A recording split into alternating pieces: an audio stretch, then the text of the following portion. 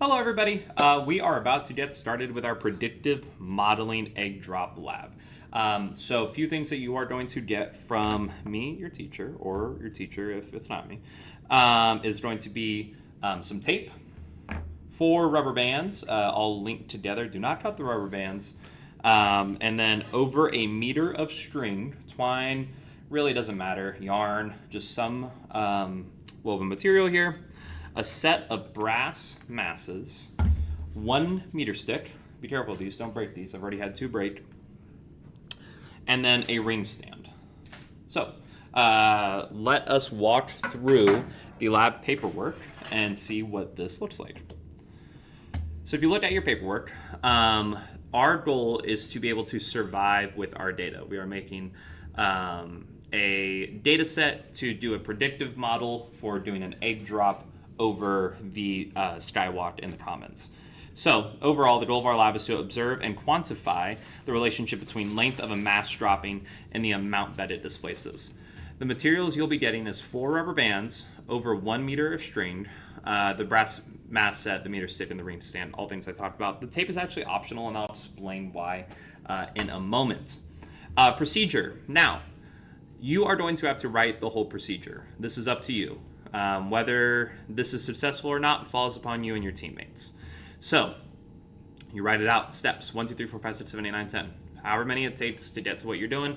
Remember, when we write a procedure, it should be something that can be handed off to someone else and they successfully complete the lab. Make sure it gets approved by me, and then you can get started with your data collection.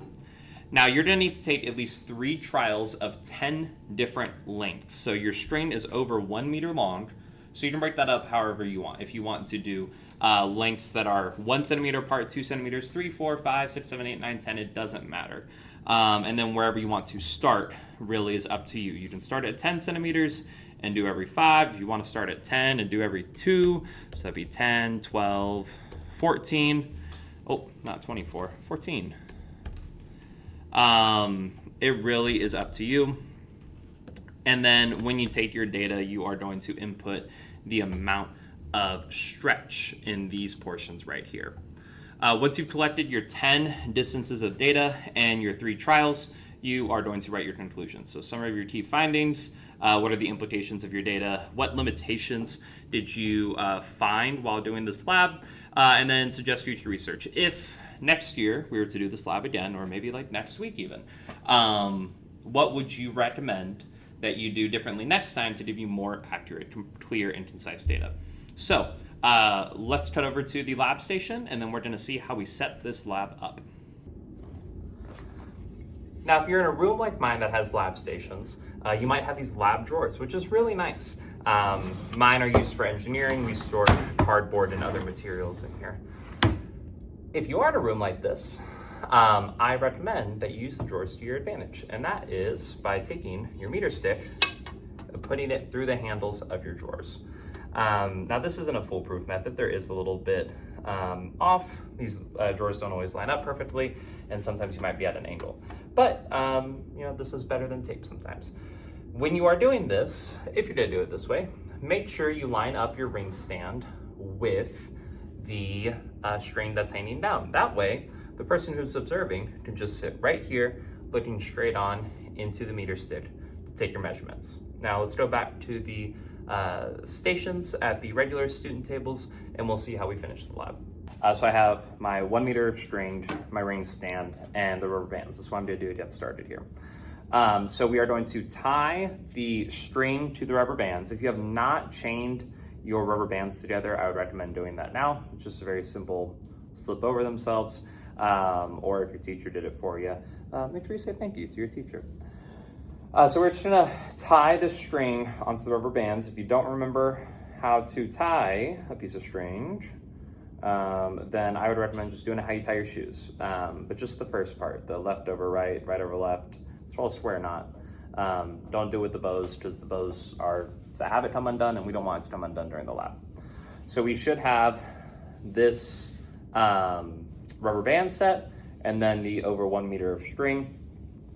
Now, on your data collection table, on the top row is where you put the length of string, and on the left row is where you put your trials.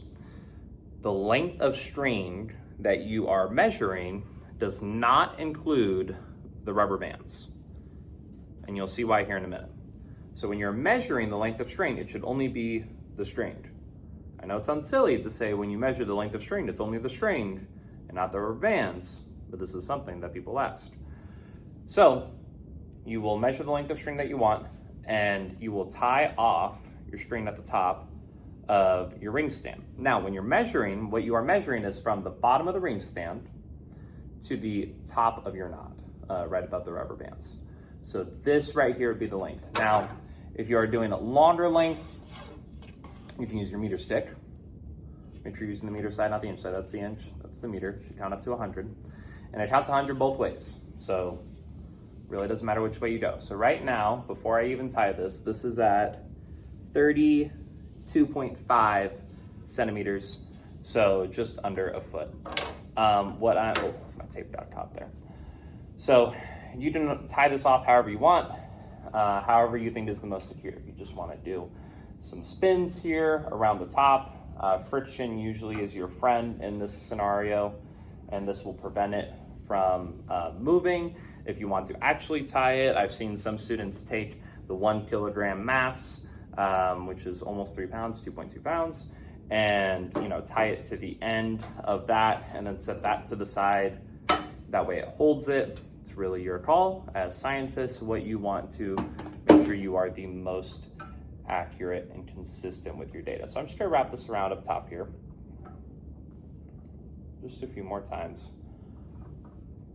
And then I'm gonna wrap the excess over here. So this should hopefully prevent any slippage from happening. Now, like I said, if you want to tie a knot, you can do that. This is just the least annoying. You don't have to keep doing it and doing it. Now, you should have done some light research, look on the internet, to see how much or what the mass of an egg is. Now, with your brass mass set, yours might look like this, yours might look different, but they are labeled on top. So this one says 1 kg, 500 grams, 200 grams, 200 grams, 100, 50, 20, 20, and 10. So I'm just gonna grab, let's do 20 grams. Just that way you can still see it, but it's not going crazy. Now, you're gonna put your grams on the end of your rubber band. The issue that you'll usually see is that once you go to drop it, this thing will go flying. So you're gonna want to figure out a way to affix it. One of the best ways you can do to affix it to the end, just like you do when you attach the rubber bands together, make a little slip. So hopefully that reads. Make a little slip with those, put it over your mass set, and then just kind of slowly crank down on it. That way you don't break your rubber bands, because that's always frustrating. So now there's a little handhold on top of my mass set. And here we go. Now, on your lab paper, right above the data collection sheet, or data collection table, there is a spot that asks you what is the length of the unstressed rubber bands with the mass on it. When it's fully stressed is when you drop it and it stretches. It's right now unstressed with mass. So, take your meter stick and you can measure this distance here. And we are at, the length of the rubber bands is, it starts at 30 centimeters and it ends at 64.5. So that is 34.5 centimeters. And I'll write that down on my data sheet. Now, here's where the tape comes into play and is optional. If you do not have drawers or something at your lab station, if it's just a tall station, or if you're working at desks, you're gonna want your meter stick to stay still. Now, you can have a friend hold it for you, but depending on how many people are in your group, that may not be ideal. Sometimes it'll sit really nicely and you don't have to worry about it. Other times it won't, especially if people are banging on the tables or anything. What I recommend you do, just take a little piece of masking tape. Don't need anything crazy, especially depending on the meter sticks you have. I have some meter sticks that do not take tape well, and they'll rip the numbering off because they don't make these nice ones easily accessible anymore, unfortunately, or at least not where my district can find them. So I'm going to put some tape here. And now if this is a number that is vital to your data, luckily with masking tape, it's opaque enough that, or translucent enough that you can see through it. So you are going to want someone to be at eye level with where your mass is dropping. So let's take a look at that. Now we're looking at where the mass is hanging at rest.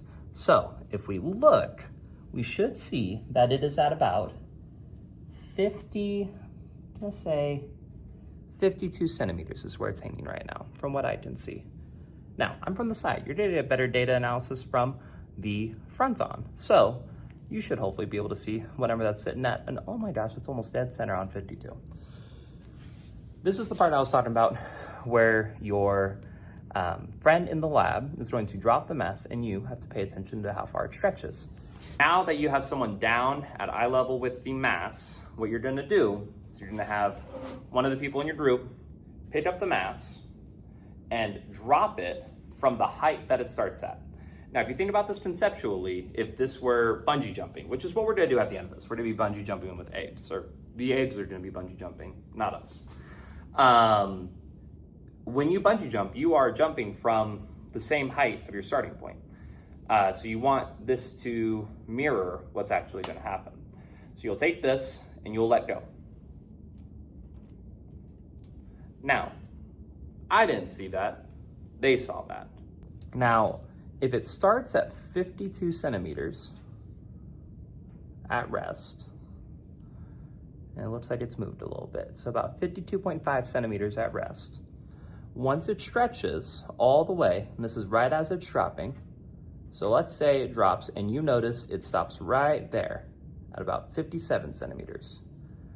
You can either do it in your head or use a calculator. 57 centimeters minus 52.5, and that is going to give you 4.5 centimeters. So you'll look at the person and say, how far did that stretch? And it stretches 4.5 centimeters.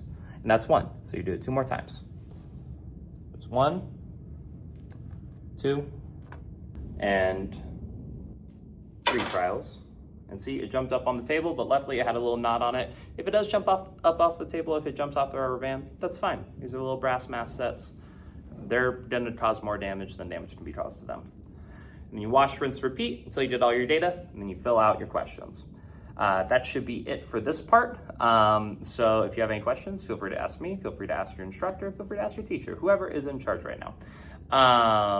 But that is all I have for you. So have fun with your lab, do good things, and then hopefully we get some good data so we don't see any crack dates.